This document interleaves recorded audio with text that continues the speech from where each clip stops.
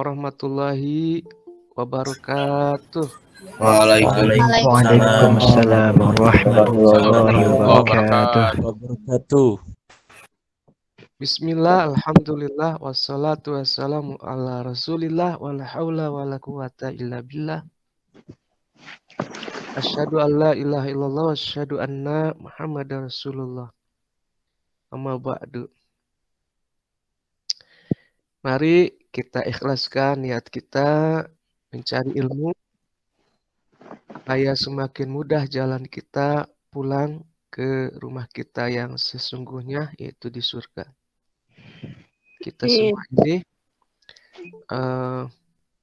bukan orang Indonesia, kita ini semuanya penduduk surga ya. KTP kita ini surga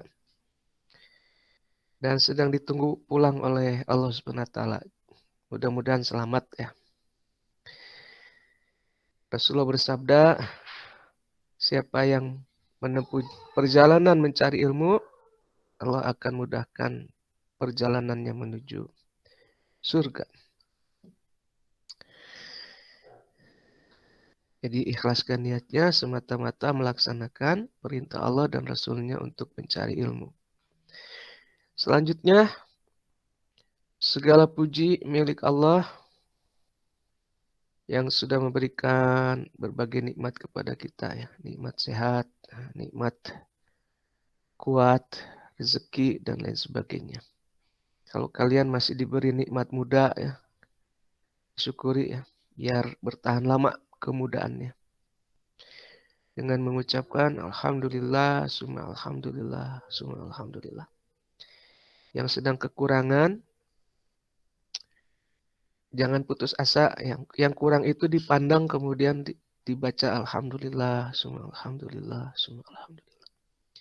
Insya akan bertambah.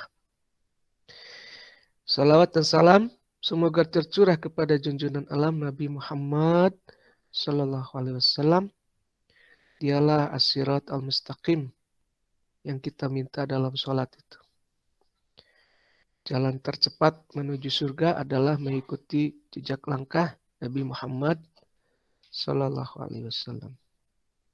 Kalau posisi kita saat ini satu titik, surga adalah titik yang lain, maka jarak yang terdekat adalah satu garis lurus yang dalam bahasa agama disebut as-sirat al-mustaqim. Hari ini saya mau bahas pengertian usul fikih. Ya. Karena itu tolong perhatikan apa yang hendak saya sampaikan ini.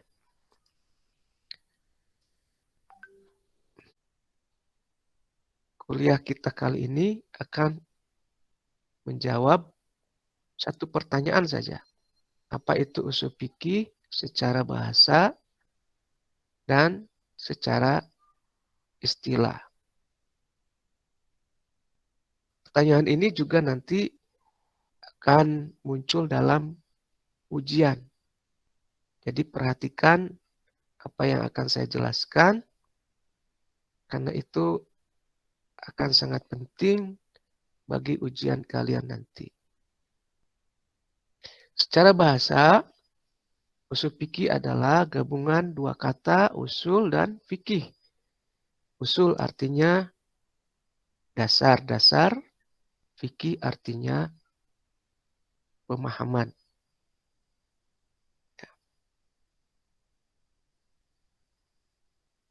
Usul ini jamak dari kata asal. Asal itu artinya pokok, fondasi, landasan, dasar. Jadi kalau usul itu artinya pokok-pokok, fondasi-fondasi, landasan-landasan, atau dasar-dasar. Fikih artinya pemahaman, pengertian. Jadi secara bahasa usul fikih artinya adalah dasar-dasar pemahaman atau pokok-pokok pemahaman atau landasan pemahaman. Nah, dalam konteks usul fikih, ya, yang dimaksud dengan dasar-dasar pemahaman itu adalah dasar-dasar pemahaman seorang ahli hukum Islam saat ia menetapkan hukum suatu perkara. Umpamanya seorang ahli hukum Islam ditanya apa hukumnya merokok, lalu dia jawab hukumnya haram. Orang yang bertanya tidak terima, lalu dia bertanya lagi, apa dasarnya engkau mengatakan haram? Engkau melarang saya. Lalu ahli hukum Islam itu menjawab, ini loh dasarnya, ini alasannya. Ya. Maka apa yang dikemukakan oleh ahli hukum Islam itu, itulah usul fikih. Secara bahasa. Baik, saya yakin setelah diulang 2 kali Anda paham. Karena itu saya mau tanya, Dustin, apa itu usul fikih secara bahasa? Untuk usul adalah bahasa Arab yang berasal dari kata asal dan artinya pokok atau dasar, yang mana bisa juga berarti pondasi atau landasan. Dan fikih adalah paham atau mengerti. Jadi usul fikih yaitu pokok-pokok mengenai pemahaman dalam masalah syar'i atau hukum mengenai suatu perkara. Siapa sudah? Baik. Irma. Ya, Pak. Apa usul fikih? Sebentar, Pak. Jadi usul fikih itu gabungan dari 2 kata, yaitu usul dan fikih. Usul artinya dasar-dasar, jamak dari kata asal. Fikih artinya paham atau pemahaman. Jadi secara bahasa, usul fikih adalah dasar-dasar pemahaman seorang ahli hukum Islam saat dia menetapkan hukum secara perkara. Begitu, Hukum Pak. suatu perkara. Suatu perkara. Well, apa pengertian usul fikih secara bahasa?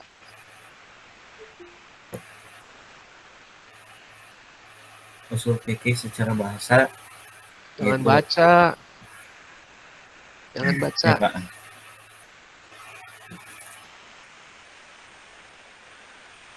Seingatnya aja. Dasar-dasar pemahaman dari seorang ahli hukum Islam yang menetapkan suatu perkara, Pak. Ya. Secara bahasa, dia berasal dari bahasa apa? Dari bahasa usul yang artinya Ya, dasar, usul itu bahasa apa? Bahasa Indonesia, bahasa Inggris, atau bahasa Jepang?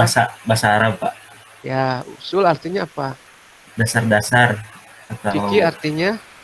fikih pemahaman. Nah, gitu dong jawabnya ya. Ya. Oke, satu lagi Diva. Kaget Diva. Apa usul fikih? Usul fikih itu dasar-dasar pemahaman. Usul dari kata bahasa Arab, yaitu asas atau fondasi, atau landasan, pokok, dan fikih yang artinya pemahaman. Baik. Kalau usuluddin berarti apa? Dasar-dasar agama. Nah, gitu. Bener ya. Makanya di usuluddin tuh pokok-pokok agama Islam tuh ada di usuluddin. Baik, saya lanjutkan kuliahnya ya.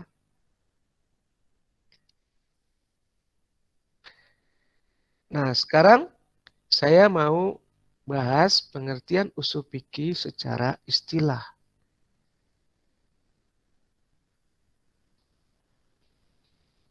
Secara istilah, usul fikih adalah majmu'atul qawaidi wal buhusi allati yatawassalu biha ila istifadatil ahkami syar'iyatil amaliyah in adillatihat tafsiliyah. Jangan terlalu cepat, Pak. Kan itu ada itunya ya, Kak. Nggak ada di anak.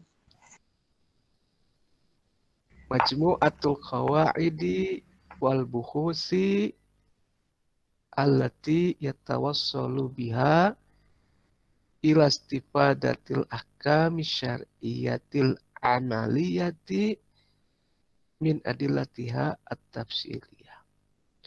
Pak Dadang, beratlah kalau definisi yang bahasa Arab. Ya. Ya udah, kita terjemahkan. Usul fikih adalah sekumpulan kaidah dan pembahasan yang dengannya diperoleh hukum-hukum syariat dari dalil-dalil yang terperinci. Ulangi ya, sekumpulan kaidah dan pembahasan yang dengannya diperoleh hukum-hukum syariat dari dalil-dalil yang terperinci. Pak Dadang, itu masih belum dimengerti itu. Masih pusing otak kami. Ya sudah, saya permudah lagi. Ya, usul fikih itu 3 hal saja yang harus Anda ingat. Kaidah, hukum, dalil.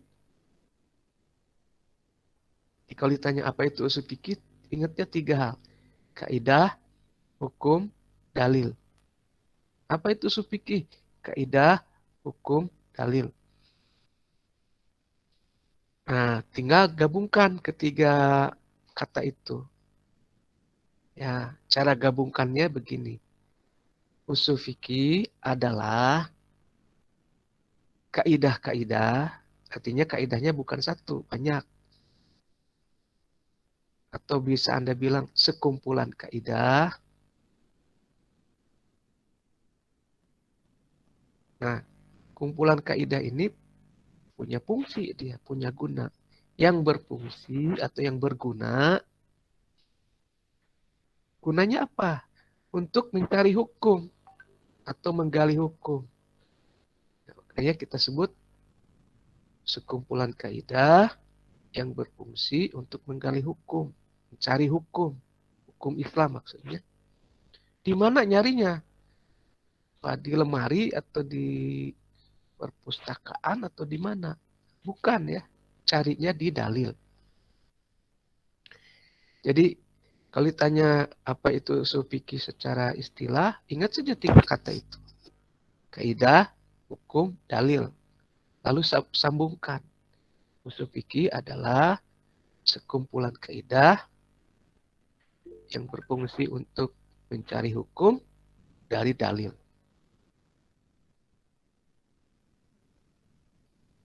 Kalau Anda paham hal ini, selesai kuliah kita hari ini. Coba saya cek apakah Anda paham, bisa atau tidak.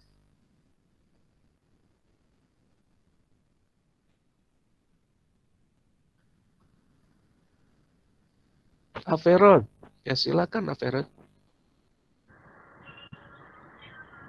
Iya, Pak. Ya, angkat tangan. Mau apa? Menjelaskan usul fikih secara bahasa istilah? Secara istilah aja, Pak. Ya, silakan.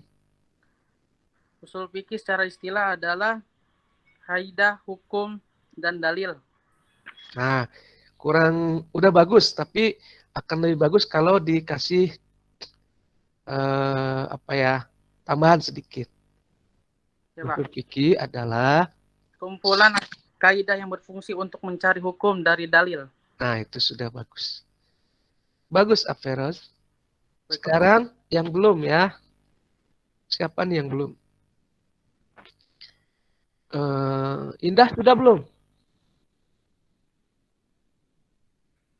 Belum, Pak. Oke, Indah, silakan.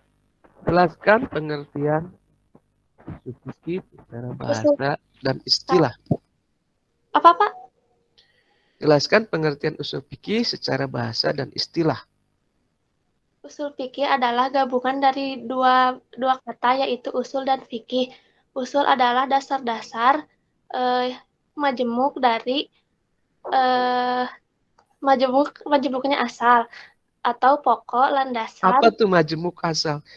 Kata majemuk tuh artinya gabungan. Ya, gabungan. Usul Jangan artinya, dibaca dong. Ditalar. ya. Sok. Usul artinya dasar-dasar yang bentuk jamaknya dari kata asal, artinya fondasi, landasan, atau pokok. Terus fikih artinya pemahaman atau pengertian.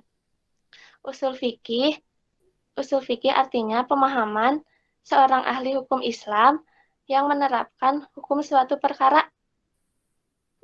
Keliru ah. Coba perhatikan temenmu yang lain ya saat jawab ya. Ya, Pak.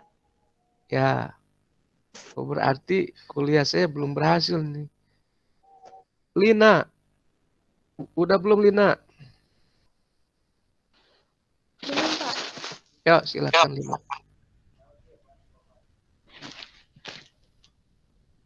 Usul fikih secara bahasa berasal dari dua kata yaitu usul dan fikih. Usul yaitu dasar-dasar, bentuk jamak dari kata usul, asal yang berarti pondasi, dan fikih berasal dari kata memahami. Jadi usul fikih yaitu dasar-dasar pemahaman seorang ahli hukum Islam untuk menetapkan suatu perkara. Usul fikih secara istilah yaitu dasar-dasar hukum-hukum dan dalil. Jadi usul fikih kaidah hukum dan yang dalil. berfungsi Kaidah yang berfungsi untuk memperoleh hukum. untuk mencari hukum dari dalil. Iya, ini kalau ujian nilainya 70 ini. Ya, saya lagi cari yang 100. Kalau sudah dapat yang 100, saya anggap kuliah berhasil.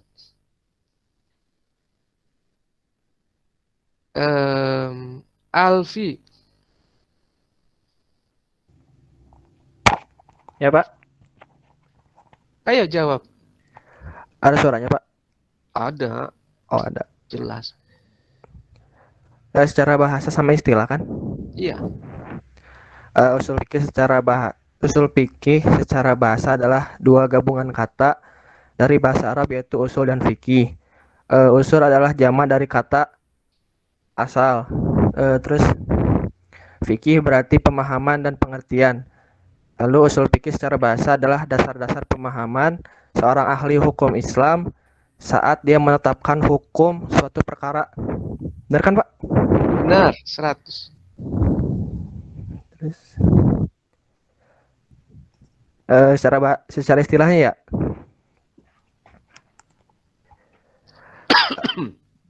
Usul fikih secara istilah adalah kumpulan kaidah dan pembahasan yang dengannya diperoleh hukum-hukum dari dalil-dalil yang terperinci. Baca itu mah. Yang nggak bacanya gimana?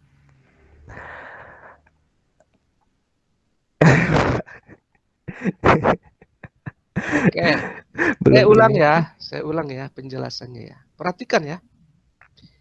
Pertanyaan nomor 1 di UTS, ujian tengah semester.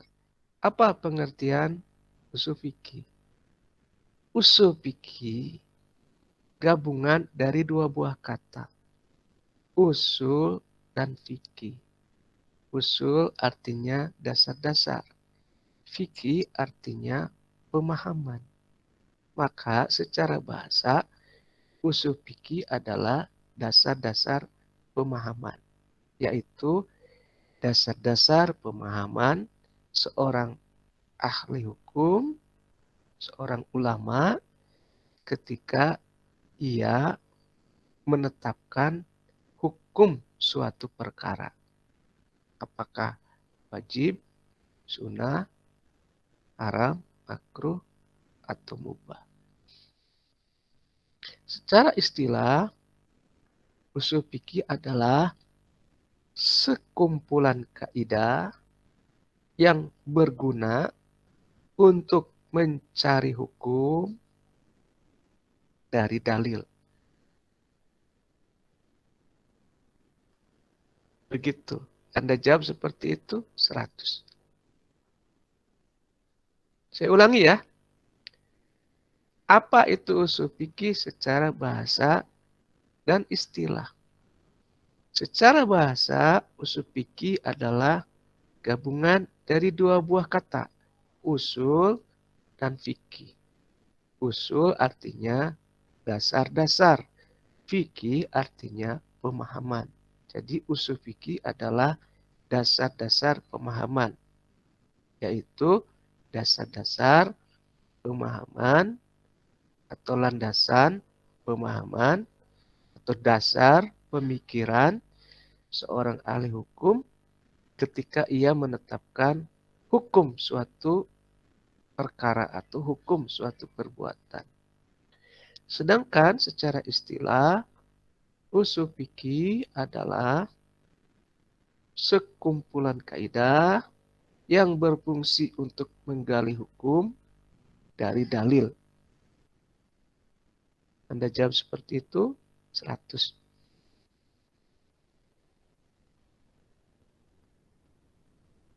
Coba kita cek lagi. Jaka. Apa usul fikih secara bahasa dan istilah?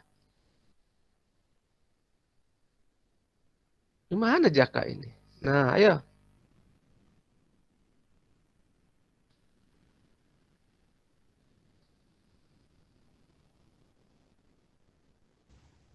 Bang Jaka mic-nya nyalain. Suaranya putus-putus. Yuk, silakan. Keburu tulis. Apa tadi teh? Apa pengertian usul fikih secara bahasa dan istilah?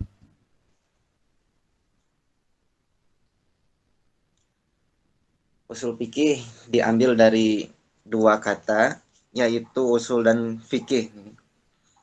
Usul berarti kan landasan atau dasar, sedangkan fikih itu merupakan salah satu hukum-hukum apa lagi? Lupa ya. Ya udah. Yang lain. Siapa nih yang belum? Dustin udah ya tadi. Bagus.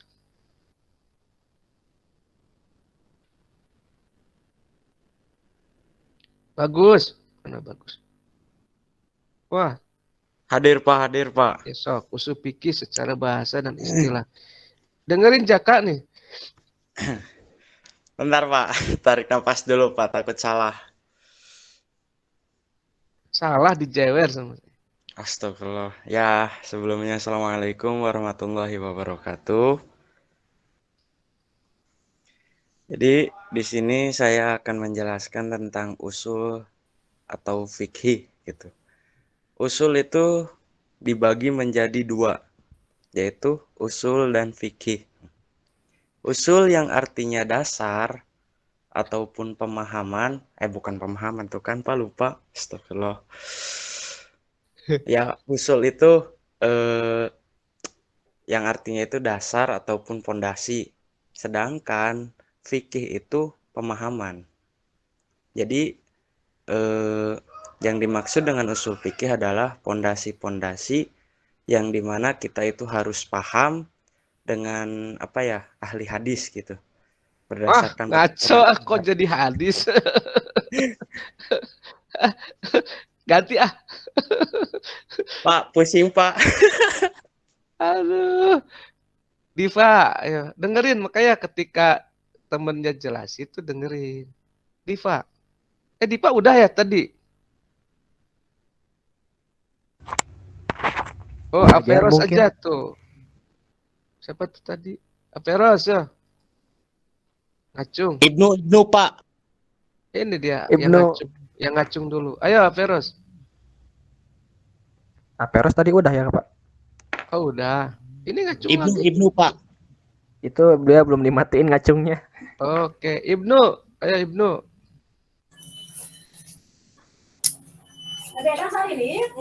Usul fikih secara bahasa, usul artinya dasar-dasar, fikih pemahaman. Usul fikih adalah sekumpulan kaidah dan pembahasan dan di dalamnya ada hukum syariah dan dalil-dalil. Usul fikih secara istilah sekumpulan kaidah yang berguna untuk menggali hukum dari dalil. Baik. Terima kasih Ibnu. Sama-sama. Aduh, cek Ibnu teh. Salamet. Aduh. Akmal Kamil. Apa itu fikih? Usul fikih berasal dari gabungan dua kata, yaitu usul berasal dari kata dasar-dasar yang artinya dasar-dasar, fikih artinya pemahaman. Jadi, usul fikih adalah dasar-dasar pemahaman seorang ahli Islam saat ia menetapkan hukum suatu perkara. Jadi, usul fikih secara istilah adalah sekumpulan kaidah yang berfungsi atau berguna untuk menggali hukum dari dalil. Terima kasih Akmal. Bagus. Ya, sama-sama. Fajar. Ferdinand. Iya, Pak. Apa usul fikih? Usul fikih berasal dari dua gabungan kata bahasa Arab, Pak. Yang pertama, usul yang artinya yang artinya dasar, sedangkan fikih berarti pemahaman. Jadi usul fikih adalah dasar-dasar pemahaman. Dasar-dasar pemahaman seorang ahli hukum Islam atau ulama dalam menentukan suatu perkara. Sedangkan menurut istilah usul fikih adalah sekumpulan kaidah yang berfungsi untuk menggali hukum Islam dari dalil-dalil. Bagus, makasih Fajar. Fakhri, ayo silakan. Bismillahirrahmanirrahim. Usul fikih itu adalah dua gabungan kata, yaitu usul dan fikih. Usul mempunyai arti itu dasar-dasar, sedangkan fikih itu artinya pemahaman. Jadi usul fikih adalah dasar-dasar pemahaman, yaitu dasar-dasar pemahaman atau landasan pemikiran seorang ahli hukum dalam menetapkan hukum, mau itu hukum wajib, sunnah, makruh, mubah. Sedangkan secara istilah usul, bentar Pak. Secara istilah usul fiqh adalah sekumpulan kaidah-kaidah yang berguna atau berfungsi untuk mencari hukum Islam dari dalil. Terima kasih Fahri. Oke. Andini, coba Andini.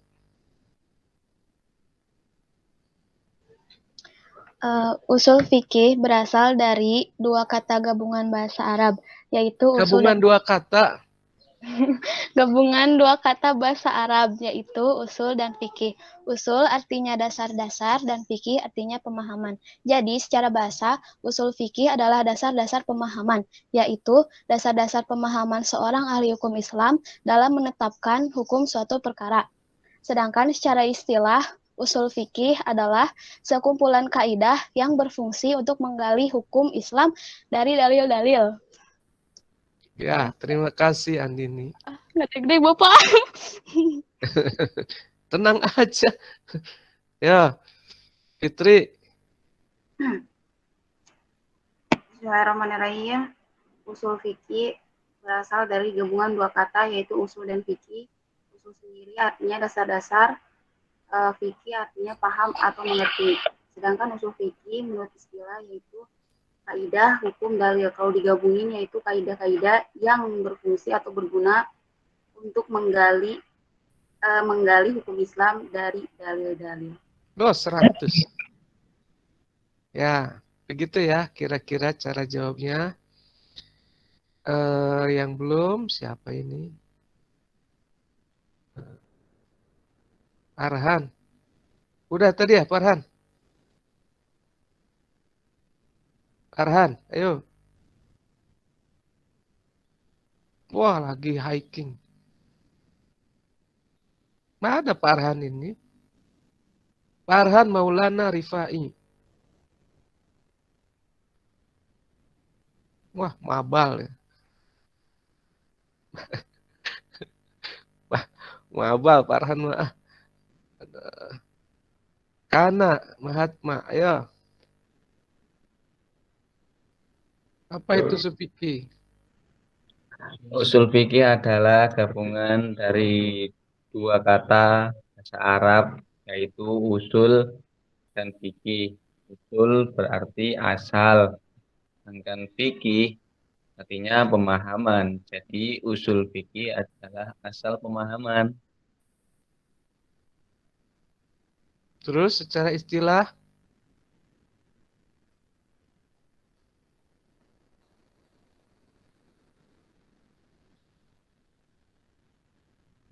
Kemana ini menghilang?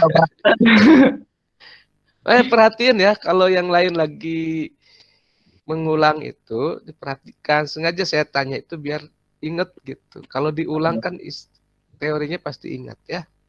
Ya Pak. Iya. Oke, sekarang Arif Fadilah. Apa usul fikih? Kedengaran, Pak? Kedengaran. Pengertian usul fikih. Kamu ini ya artis Korea ya? Bukan. Bukan, mirip. Usul secara bahasa yaitu fondasi ataupun dasar dari sebuah hukum. Untuk fikih secara bahasa adalah pemahaman ataupun pengertian. Maka dari itu bisa kita artikan usul dan fikih itu adalah asal ataupun fondasi dari sebuah pemahaman hukum yang telah dipikirkan oleh para ahli hukum untuk menghasilkan hukum yang ada dalam Islam tersebut. Menurut istilah, usul fikih itu adalah sekumpulan kaidah-kaidah yang berfungsi untuk menggali hukum-hukum Islam dari dalil-dalil tersebut. Wah, luar biasa. Alif ini luar biasa. Thank you, Arif. Sama-sama, Pak. Iya, Gimnastiar.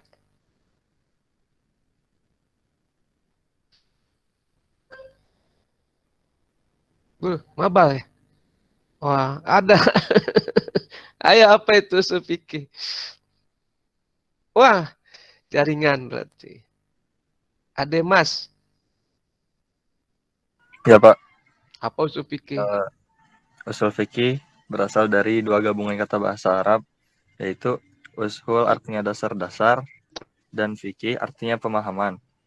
Jadi usul fikih adalah dasar-dasar pemahaman dari ahli hukum untuk menentukan hukum suatu perkara. Sedangkan secara istilah, usul fikih adalah kumpulan kaidah yang berfungsi untuk menggali hukum dari dalil-dalil. Baik, terima kasih Ade Mas. Gimnastiar, ayo. Suaranya mana?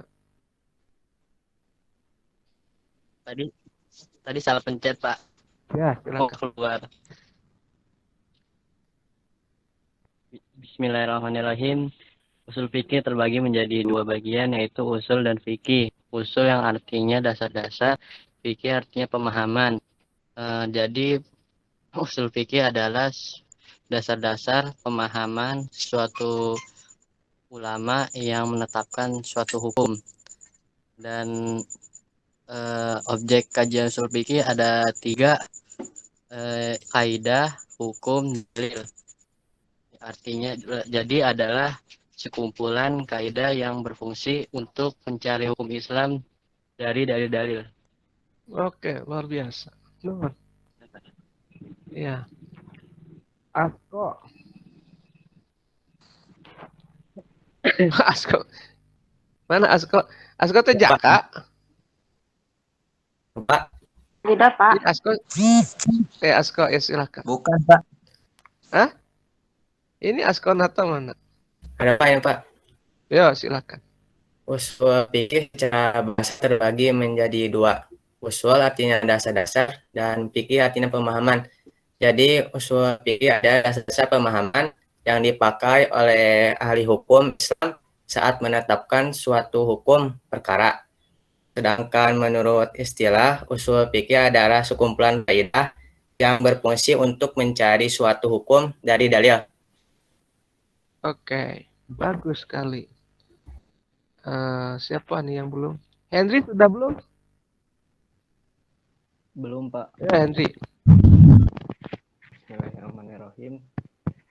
Usul fikih menurut bahasa adalah gabungan dari dua kata bahasa Arab, yaitu usul yang artinya dasar-dasar, jama dari kata asal, yaitu pokok, fondasi, landasan atau dasar-dasar. Sedangkan fikih artinya pemahaman. Jadi usul fikih yaitu dasar-dasar pemahaman, yaitu dasar pemahaman seorang ahli hukum Islam saat ia akan menetapkan suatu perkara.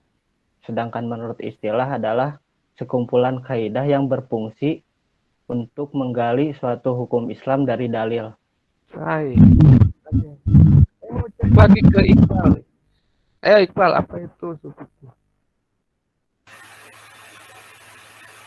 Usul fikih secara bahasa yaitu gabungan dua kata dari bahasa Arab, yaitu usul dan fikih.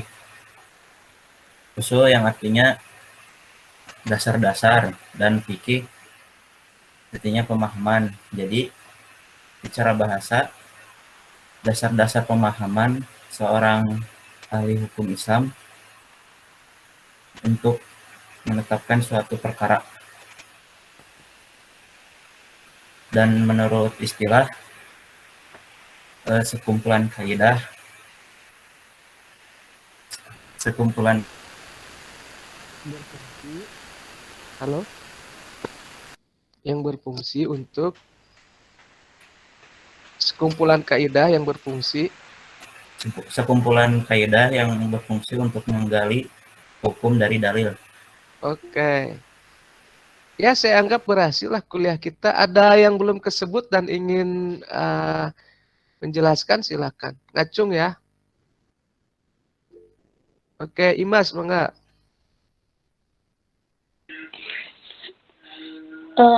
Usul fikih secara bahasa gabungan dari dua buah kata yaitu usul dan fikih.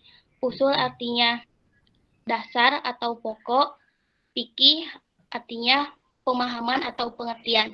Jadi usul fikih adalah dasar-dasar pemahaman seorang ahli hukum Islam saat ia menetapkan suatu hukum perkara.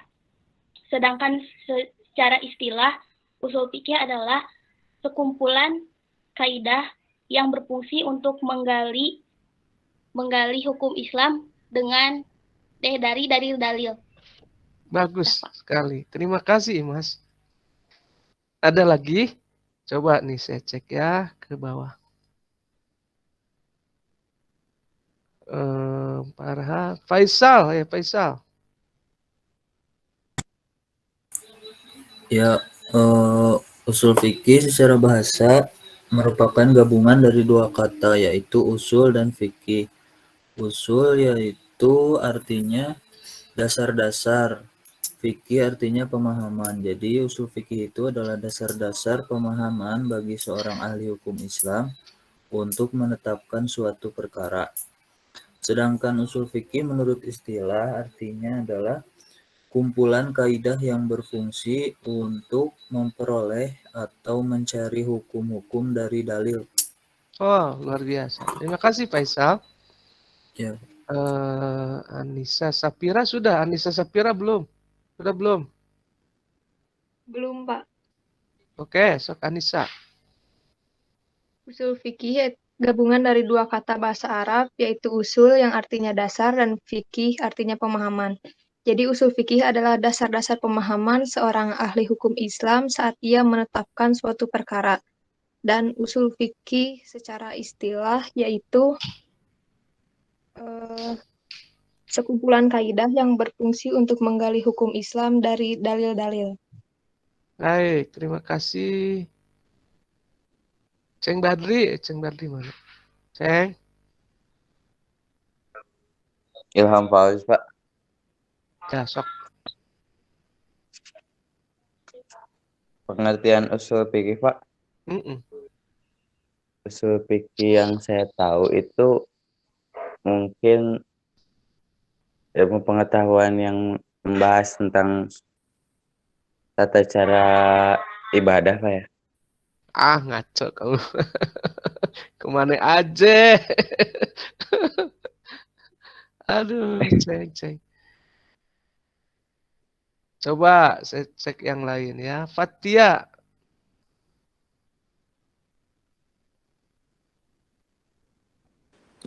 Ya, Pak. Apa itu usul fikih? Usul fikih itu mempelajari kayak asal-usulnya ada fikih itu.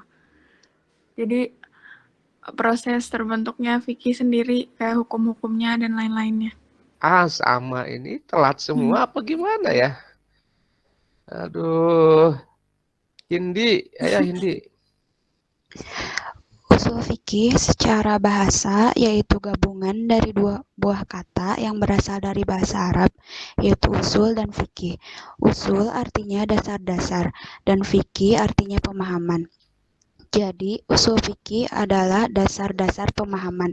Lebih tepatnya, yaitu pemahaman seorang ahli hukum Islam saat ia menetapkan hukum suatu perkara. Usul fikih menurut istilah adalah sekumpulan kaidah yang berfungsi untuk menggali hukum Islam dari dalil-dalil. Wah, terima kasih Hindi.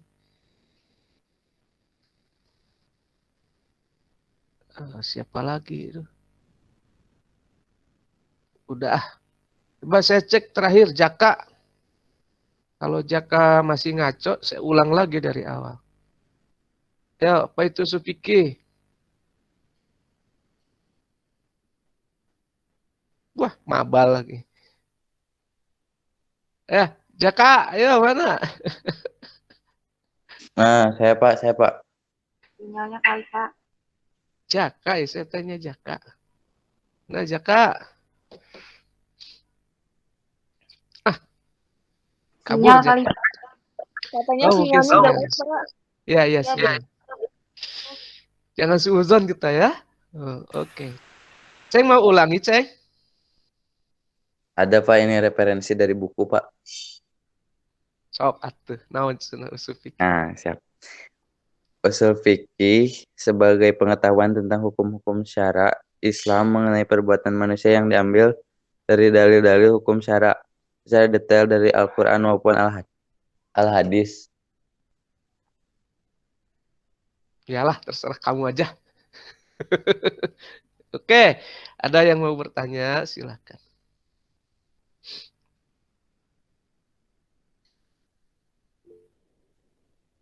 Ya, silakan Irma. Tapi Pak, out of the topic gak apa-apa? Doesn't matter. Gak apa-apa ya? Ya. Okay. Ini Irma tuh penasaran. Gini nih, kan kita tuh udah diamanahin ya uang sama lembaga, misalkan. Nah, udah gitu tuh, misalkan Irma tuh kepepet nih. Karena kepepet, jadi Irma tuh pakai dulu uang itu. Nah, terus tapi sama Irma tuh langsung digantiin gitu, Pak. Itu gimana, hukumnya haram atau enggak, Pak? Baik, sebaiknya izin dulu sama yang mengamanahi gitu. Berarti Irma itu kan bendahara ya. Nah, minta izin lah sama ketua. Izin gitu. Jadi kalau ada apa-apa sudah seizin ketuanya. Gitu. Orang Sunda itu punya prinsip hade kubasa, goreng kubasa. Artinya ya semua tergantung obrolan kita ya. Kalau nggak bilang dulu haram, Pak. Bukan masalah haram, tidak haram ya. Itu gantinya berapa lama sih? Langsung, Pak. Oh, kalau langsung nggak masalah. Mungkin Kalau langsung bisa. nggak masalah, misalnya gini, ada di rekening gitu, atau di dompet misalnya, ya ini udah mendesak ya bayar dulu, masukin yang lain ke situ dari kita ya nggak masalah.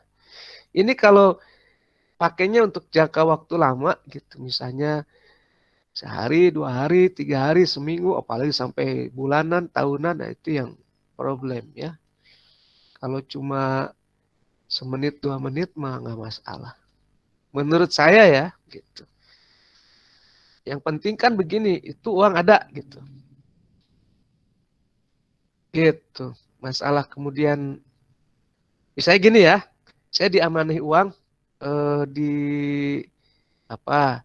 Di rekening misalnya 10 juta. Suatu ketika saya pergi satu tempat, saya lupa bawa uang cash gitu. Lalu, aduh gimana nih? Sudah saya bayar dulu dari situ. Kemudian pulang ke rumah, saya ganti gitu. Itu nggak masalah. Gitu. Yang masalah itu kalau nggak ada gantinya, kemudian yang mengamanahi butuh, nggak ada uangnya, itu yang dikhawatirkan gitu ya. Karena secara satu ciri orang munafik itu kalau diamanahi khianat. Nah, kita jangan sampai masuk ke situ. Juga ada perintah Al-Quran. Innallaha ya'murukum an tu'addul amanati ila ahliha. Sesungguhnya Allah menyuruh kamu untuk menunaikan amanat kepada yang berhak gitu. Gitu, tapi kalau cuma semenit, 2 menit, sejam, 2 jam nggak masalah gitu ya. Asal memang sudah ada gantinya gitu. Cuma nutupin aja. Gitu Irma. Paham nggak maksud saya? Paham, Pak. Yang penting diganti. Secepatnya. Tapi Gitu. ya, gitu. Makasih, Pak. Sami-sami. Siapa lagi yang mau tanya? Saya, Pak. Ya, Jaka ya. Maaf, Pak, tadi nggak ada sinyal. Iya, Jaka sampai ke atap genteng. Hebat ya, Anda perjuangan luar biasa. Saya apresiasi. Ya, silakan. Mau bertanya, Pak, tadi diskusi sebentar di belakang layar sama Bung Alip sama Alip. Tadi membahas mengenai hukum apa tadi teh? Rokok sama parfum kan ya? Rokok, Ya. parfum sama bawang. Kalau parfum kan emang udah ada ketentuan dari Nabi sendiri bahwasanya emang memakai wangi-wangian ke masjid itu kan sunnah, gitu. Sunnahnya. Ya. Namun dalam arti kalau berlebihan juga nggak baik juga kan. Ya. Ya, sebagaimana yang difirmankan Allah sendiri bahwasanya Allah tidak menyukai terhadap hal-hal yang berlebihan. Ya. Kemudian kalau rokok atau bawang itu kan mengganggu akan baunya gitu kan. Ya. Ini kan hukumnya makruh. Nah, kalau semisal memakai parfum kebanyakan nih. Soalnya kan kalau memakai parfum kebanyakan juga yang pertama emang nggak boleh juga, nggak baik. Yang keduanya emang mengganggu orang lain. Apakah bisa dikategorikan makruh atau gimana? Soalnya kan kalau kebanyakan memakai parfum sendiri kan jangankan orang lain, kita sendiri juga yang merasakan pusing gitu kan kalau ininya. Itu gimana, Pak? Ya, Anda tanyakan tuh parfumnya, rokoknya atau bawangnya? Bau harumnya, Pak. Yang parfum. Ya. Baik, saya paham. Ya, segala sesuatu yang berlebihan nggak boleh. Ya, jangankan parfum, makan aja berlebihan nggak boleh. Jadi pakai sewajarnya, secukupnya. Gitu. Intinya begini, orang muslim yang baik itu yang ucapan dan perbuatannya tidak merugikan orang lain. Al-muslimu man salimal muslimuna min lisanihi wa yadihi. Begitu ya. Nah, sekarang mengenai masalah rokok. Rokok itu hukumnya haram bukan karena baunya. Gitu. Yang saya sudah jelaskan minggu kemarin. Ditanyakan hukum merokok. Dijawab. Diketahui. Allah berfirman dalam Al-Quran. Dalil berarti ini. Wala tulku biaidikum ila tahluka. Jangan kau menghancurkan, menjerumuskan dirimu sendiri dalam kehancuran. Diketahui dalil dalam Al-Quran. Wala taqtulu anfusakum. Jangan engkau membunuh dirimu sendiri. Diketahui satu kaidah. Al-aslu bin nahi lit tahrim. Larangan pada dasarnya menunjukkan haram. Diketahui dalam bungkus rokok ada tulisan merokok membunuhmu. Ya. Di pinggirnya di situ dituliskan merokok yang menyebabkan penyakit kanker, gangguan kehamilan dan janin.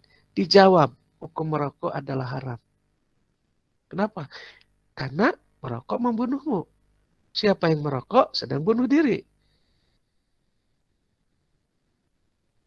Dijawab, hukum merokok haram. Kenapa? Karena orang merokok sedang menghancurkan dirinya sendiri.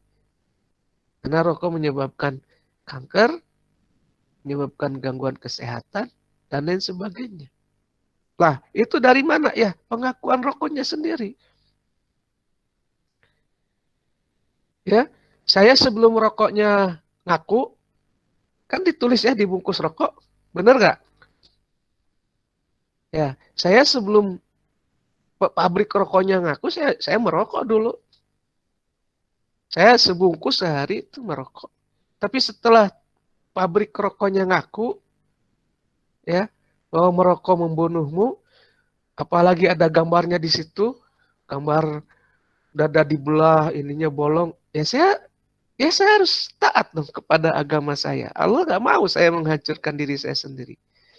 Gitu, makanya ya sudah, saya berhenti. Menurut saya rokok haram gitu. Siapa yang merokok bunuh diri. Lah kok gitu? Ya rokoknya ngaku kalau saya sedang membunuh Anda. Misalnya begini, ada orang datang ke Anda nih, perempuan. Bang Jaka, saya mau jadi istri abang. Tapi saya ini pangeretan. Tahu pangeretan nggak? Hah? Pangeretan, saya penipu. Saya ini tukang ngambilin duit laki-laki aja. Kalau duitnya habis saya tinggalin. Saya juga bukan wanita baik-baik. Masa mau dinikah? Begitu. Ditanya kenapa ditolak? Dia bukan perempuan baik-baik. Siapa? Kata siapa? Dia sendiri yang ngaku. Ya sudah. Kan gitu ya. Atau misalnya laki-laki datang nih ke siapa? Ke Anissa Safira. Anissa, saya laki-laki mau nikahin kamu, tapi saya bukan laki-laki baik-baik. Saya juga sengsara. Saya nikah sama kamu buat ngambil harta kamu saja. Masa mau nikah? Gitu. Jadi tanya sama orang, kenapa kamu nggak nikah sama dia? Dia laki-laki jahat. Kata siapa? Dia sendiri yang ngaku. Ini rokoknya sudah ngaku, saya mau membunuhmu. Saya merusak kesehatanmu. Lah masih dipakai aja. Gitu sih. Kalau saya sederhana saja berpikir, ya mazhab apa Pak Dadang? Ya kebetulan zaman Imam Syafi'i belum ada rokok. Ini masail fikih gitu. Ya udahlah, kita cari dalilnya, kita cari kaidahnya, kita putuskan hukumnya. Gitu. Gitu Jaka. Nah mengenai masalah bawang, makan bawang ya nanti mulutnya bau, yaitu bau mulutnya itu yang makruh gitu. Tidak disukai gitu. Ya kalau bisa makan bawang ya makan mentimun lah biar nggak bau gitu. Gitu Jaka. Intinya gini, semua yang Allah perintahkan, yang Rasulullah perintahkan tuh enak semuanya. Orang Islam tuh disuruh pakai baju bagus. Khudzu zinatakum inda kulli masjidin. Pakai baju yang bagus. Disuruh kaya. Ya, aqimus shalah wa atuz zakah. Kerjakanlah sholat, keluarkanlah zakat. Orang zakat itu paling tidak harus punya uang sekarang 85 juta setahun, uang dingin. Tahu nggak bedanya uang dingin sama uang panas? Nah, dipegang aja, kalau uangnya panas tuh uang panas. Kalau uang dingin tuh dari kulkas, artinya saking disimpannya lama di lemari sampai bulukan tuh uang dingin. Ya, kita diperintahkan zakat berarti disuruh kaya. Disuruh makan enak. Kulu wasrobu min rizqillahi halalan thayyiban. Yang halal dan thayyib itu pasti mahal dan enak. Ya, suruh makan buah anggur, buah apel, buah jeruk, buah mangga, sayuran, tuh sayuran yang segar-segar. Tahu, tempe, ya sekali-kali lah gitu. Daging mungkin gitu, sekali-kali. Gitu, suruh makan enak. Suruh jalan-jalan. Kul siru fil ardi panduru kaifa kana akibatul mukadzibin. Bilang sama kamu, suruh tuh berangkat jalan-jalan. Ya jalan-jalan harus pakai uang gitu. Suruh belajar ya. Biar pinter gitu. Pokoknya suruh nikah. Ada agama lain gak boleh nikah kalau mau jadi orang soleh. Kan repot ya Kak ya. Kita mah disuruh nikah. Ya, kalau nggak nikah bukan umat Nabi. Gitu. Oke. Masih ada pertanyaan lanjutan atau cukup ya Kak? Satu lagi Pak. Boleh. Kalau ini sih udah mungkin jadi udah agak aneh gitu, udah agak asing. Yang terjadi di kalangan kita ya, sekalian membahas tentang hukum juga mungkin ya. Kalau yang disebut doa itu kan udah ketentuan kan ya, yang mana doa itu emang udah ada dasar tersendiri kan. Apalagi misalkan ya kita ambil contoh misalkan dari salam, sedangkan dalam pengucapan salam itu bukan hanya mendoakan, tapi ada salah satu kewajiban juga, yaitu untuk menjawab. Sedangkan mengucapkan salam sendiri itu kan sunnahnya kan, sedangkan menjawabnya itu kan wajib untuk menjawabnya. Nah, yang mau ditanyakan Pak, ketika salam kemudian atau baik itu di surat atau di chat gini, kalau Rasul kan ketika membuat surat itu hanya dengan bismillah ya, tanpa salam. Kemudian kalau sekarang dikarenakan udah zaman modernnya yang menggunakan gadget atau via chat gitu kan, itu seringkali bahkan banyak yang masih menggunakan kalimat salam sendiri itu dengan singkatan. Soalnya jadi bingung mau dijawab, soalnya ini mau nulis apa gitu kan, misalkan ASS atau Assalamualaikum, ASL KM gitu. Jadi apakah harus dijawab, apa harus gimana gitu kan. Baik. Sedangkan yang saya pahami sendiri bahwasanya gak baik juga kalau misalkan doa disingkat. Iya. Ya Pak, itu aja. Ya nggak boleh disingkat. Dan biasanya mereka jawab sendiri. Di atasnya Assalamualaikum. Udah selesai ngobrol. Waalaikumsalam warahmatullahi wabarakatuh. Ya enggak? Sering jawab sendiri kalau di WA. Assalamualaikum. Bersama surat ini. Terus di bawahnya waalaikumsalam. Ya sudah, dijawab sendiri. Nggak boleh ya doa disingkat-singkat. ASS, WRWB gitu. Sebaiknya. Tapi kalau sudah paham ya nggak apa-apa. Contoh misalnya nulis Allah SWT, Muhammad SAW gitu. Nah itu kalau sudah paham ya nggak apa-apa. Itu kan doa juga. Kenapa? Karena itu dicontohkan oleh para ulama juga. Qala Rasulullah SAW, sod aja. Itu sod itu artinya sallallahu alaihi wasallam. Gitu. Itu kan doa. Jadi kalau sudah mafhum, ya nggak apa-apa disingkat. Gitu. Nah sekarang apakah salam yang di chat itu harus dijawab? Ya jawablah. Harus dijawab ya.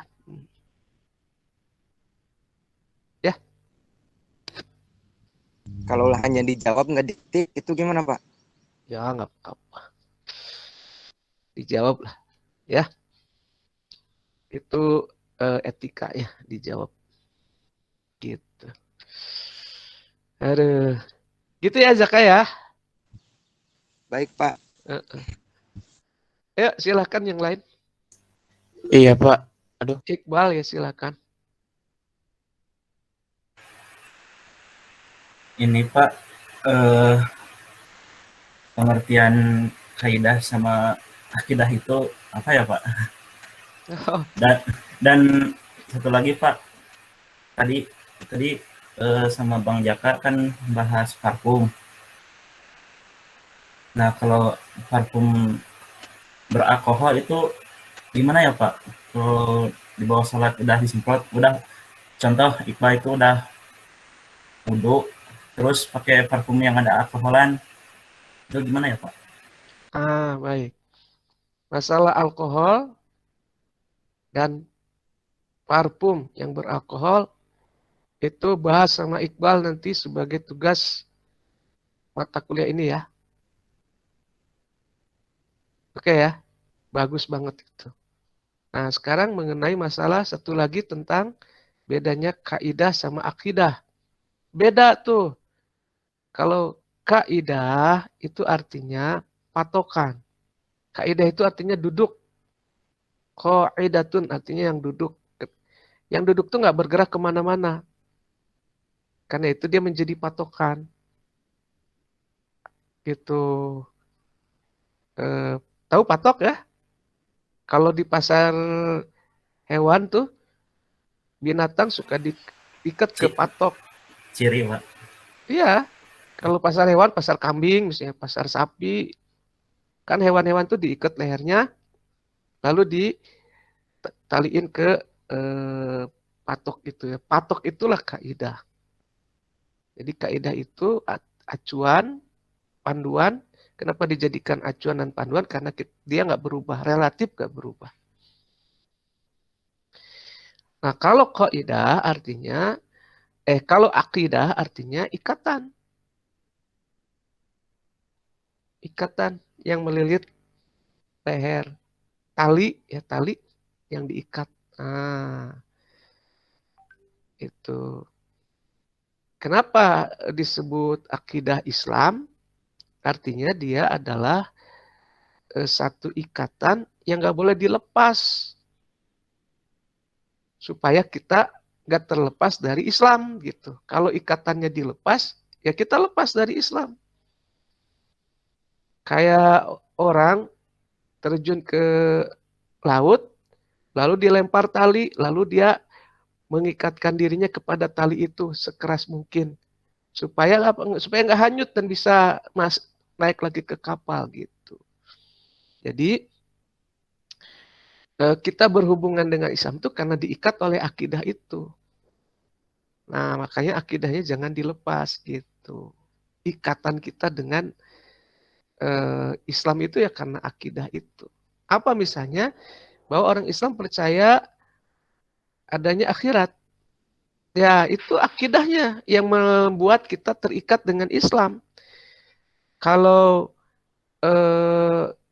kita melepaskan diri, saya emang nggak percaya akhirat, ya lepas Islam kita.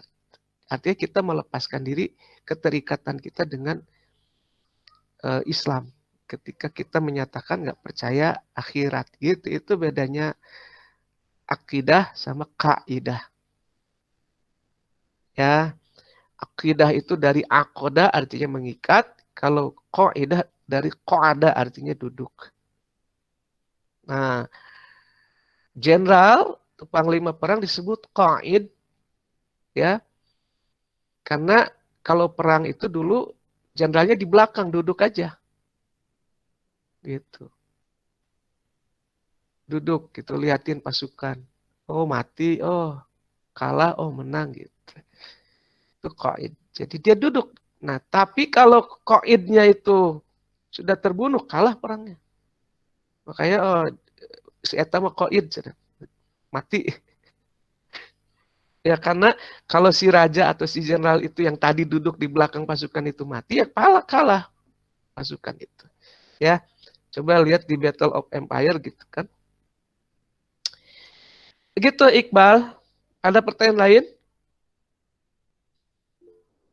Oh, oke. Ade, silakan Dek. Oke, baik Pak. Sebelumnya izin bertanya. Jadi Silakan. beberapa hari lalu ada dosen yang membahas mengenai law of attraction, yaitu hukum tarik menarik, Pak. Itu hukumnya dalam fikih seperti apa, Pak, gitu. Jadi law of attraction itu kayak kita itu punya keinginan, terus kita visualisasiin dan keinginan itu akan cepat terwujud oleh sendirinya gitu. Dan alam bawah sadar kita mungkin jadi lebih kayak cari gimana nih cara ngabulin keinginan atau ya keinginan tersebut, Pak. Itu gimana hukum fikihnya, Pak? Soalnya kan dalam Islam itu kita dicontohkan oleh Rasul itu yang namanya mengingat kematian. Kalau yang namanya mengingat kematian itu kan memvisualisasikan juga mungkin kayak gimana nanti kita mati. Itu kan tiap hari gitu kita mengingat kematian. Iya, seperti itu Pak pertanyaannya. Baik. Ya, itu dipakai di berbagai hal ya, law of attraction itu. Buku yang paling terkenal di dunia barat judulnya The Secret, yang menjelaskan apa tuh law of attraction itu. Rumusnya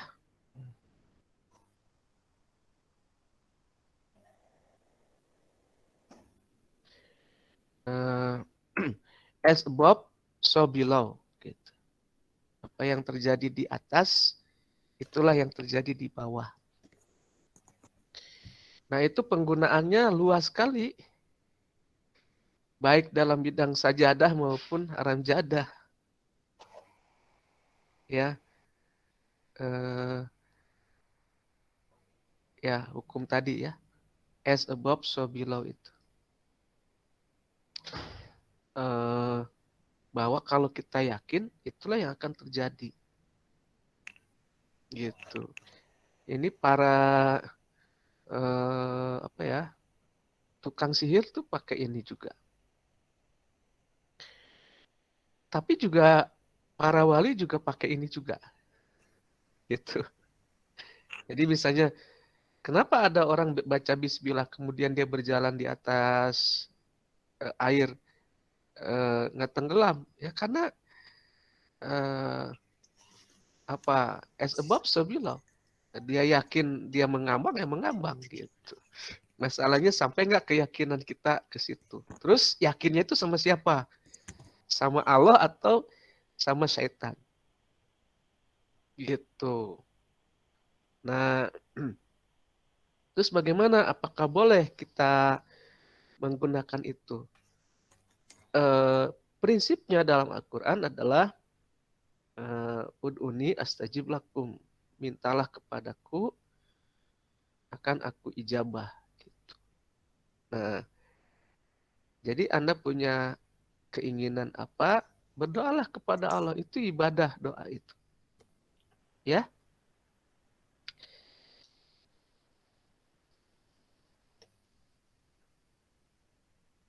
Nah, sekarang apakah doa itu akan diijabah atau tidak tergantung keyakinanmu. Kata Allah, ini indadoni abdibi. Aku tergantung sangka hambaku. Kalau hambaku menyangka baik, aku baik. Indonani syaran pasar. Kalau hambaku menyangka aku jahat, ya aku jahat. Jadi kalau Anda berdoa, Anda bilang dalam hati, kayaknya nggak diijabah, ya nggak akan bakalan diijabah. Kalau Anda bilang dalam hati, ini saya yakin Allah baik, saya pasti dikasih, pasti dikasih. Gitu. Ya. Makanya di awal kuliah tuh saya bilang kalau Anda kekurangan, duit Anda di dompet tinggal 10.000, Anda inginnya 100.000, ya pandang aja uangnya. Alhamdulillah, semua alhamdulillah, semua alhamdulillah. Ya Allah, isi dompet saya 100.000 gitu. Kalau Anda yakin pasti terisi 100.000. Nah, kalau saran saya mintanya jangan kecil-kecil lah. Masa cuma 100.000? Minta yang banyak gitu. Nah, apakah orang Islam boleh seperti itu? Boleh. Lalu bagaimana dengan ingat mati? Ya harus gitu. Ya, orang Islam itu harus menyeimbangkan antara kehidupan dunianya dengan kehidupan akhiratnya. Wabtagi fima atakallah darul akhirah wala tansa nasibaka minad dunya. Carilah kehidupan yang baik di akhirat, tapi jangan lupa nasibmu di dunia. Makanya doanya orang Islam, Rabbana atina fid dunya hasanah wa fil akhirati hasanah wa qina azabannar. Ya Allah, berilah kami kehidupan yang baik di dunia, kehidupan yang baik di akhirat, dan selamatkanlah kami dari api neraka. Gitu. Jadi kalau orang jahat aja pakai hukum itu berhasil, ya apalagi kita orang yang baik ya, atau yang merasa baik gitu. Jadi pakai aja hukum itu. Gitu. Kalau Anda pingin punya mobil Camry, datang ke dealernya. Diusap tuh mobilnya. Sholawatin gitu. Sholli ala Muhammad. Masuk ke dalam, pegang setirnya. Allahumma sholli ala Muhammad. Ini mobil saya. Ya Allah, ini mobil saya. Ya Allah, amin. Gitu. Insya Allah suatu saat mobilnya Camry. Tapi kalau Anda berpikiran negatif, saya kayaknya kuliah di SAA nggak berhasil nih. Kayaknya ini saya gagal nih. Kayaknya ya itu ya akan terjadi gitu. Itu yang akan terjadi. Makanya syukuri, berdoa, minta gitu. Tugas kita sederhana, minta. Anda nih mau kuliah. Ya. Kuliah itu ibadah. Nah, untuk kuliah ini Anda butuh bulgoh, butuh dana gitu kata Imam Syafi'i. Wa bulgotin, syaratnya bisa sukses mencari ilmu adalah adanya biaya. Paling tidak untuk beli kuota kan. Apalagi sebentar lagi katanya bulan Oktober Anda mau offline gitu. Yang anak semester 1. Kalau jadi nih. Kan butuh uang tuh kos, butuh apa. Terus Anda melihat, wah kayaknya nggak akan ada nih uang, nggak akan ada uangnya. Nah, terus harus bagaimana? Ya harus yakin ada. Lah nggak ada kenyataannya, minta gitu. Ke siapa? Ke Allah. Ya Allah, saya mau ibadah, cari ilmu, nggak ada uangnya. Aku mohon kepadamu agar diberi rezeki yang cukup, yang lebih untuk mencari ilmu ini. Gitu. Kalau Anda yakin ya pasti ada. Gitu. Ya. Jadi siapa yang menjelasin law of attraction-nya itu? Dek? Bapak Asep, Pak. Asep siapa? Lupa. Oke. Ya. Kemarin juga di semester 5 itu ada Ustadz Komarudin Khalil, kita undang Ustadz Komarudin Khalil ngajar religiopreneur, wirausaha keagamaan. Dia menjelaskan law of attraction itu dari perspektif Islam gitu. Dan itu terbukti ya. Jadi daripada dipakai orang ya sudah kita pakai aja. Tapi mintanya sama Allah gitu. Terus ditambah yakin dan ditambah visualisasi. Gitu. Cuma jangan kededemes dunia, harus fokusnya juga harus ke akhirat. Jadi saya harus jadi ahli surga gitu. Saya penduduk surga gitu kan, saya selalu bilang gitu. Saya penduduk surga. Ya. Jalan pulangnya Siratal Mustaqim gitu. Tapi dalam perjalanan hidup menempuh Siratal Mustaqim itu, ya jangan sengsara. Orang sengsara mah repot. Dunia mir'atul akhirah. Dunia ini cerminan akhirat gitu. Kalau di dunianya bahagia, mudah-mudahan di akhirat juga bahagia gitu ya. Sudah ya, udah habis nih waktunya, saya ada kuliah lagi. Ya cukupkan sekian. Terus juga sayanya pilek ya, kenapa pilek? Kemarin ada tamu 4 orang sini, pagi-pagi pilek, aduh. Doain ya, doain Pak Dedang sehat ya. Pak Dedang Sehat-sehat ya Pak ya. Amin, amin sehat. Pak. Pakai law of attraction, gitu. Pasti sehat. Amin. Yuk kita doa dengan kifaratul majlis. Subhanakallahumma rabbana wa bihamdika astaghfiruka wa atubu ilaik. Kalau yang ingin mereview kuliahnya, nanti saya kirim rekaman video ini via YouTube ya, termasuk yang minggu kemarin. Oke. Assalamualaikum warahmatullahi wabarakatuh. Waalaikumsalam warahmatullahi wabarakatuh.